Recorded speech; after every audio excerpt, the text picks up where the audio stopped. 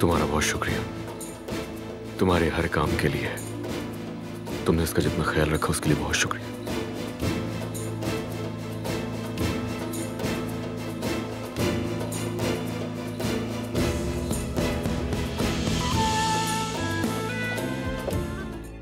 उठो अलीना, उठो। ये क्या कर रही है अम्मी आप? माँ बनो अलीना।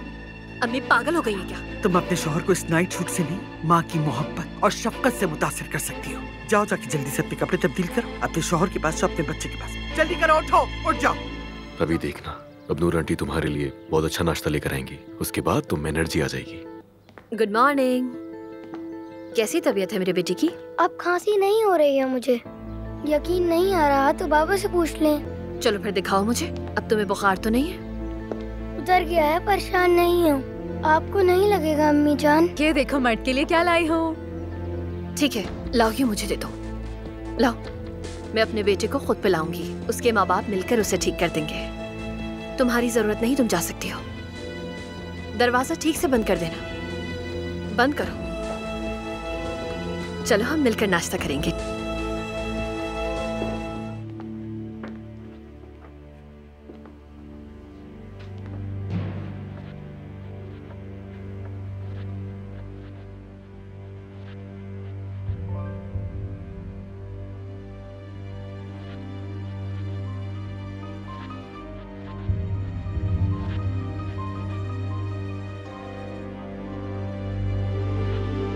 चलो बेटा, देख क्या रही हो? मेहमानों को चाय दो जल्दी।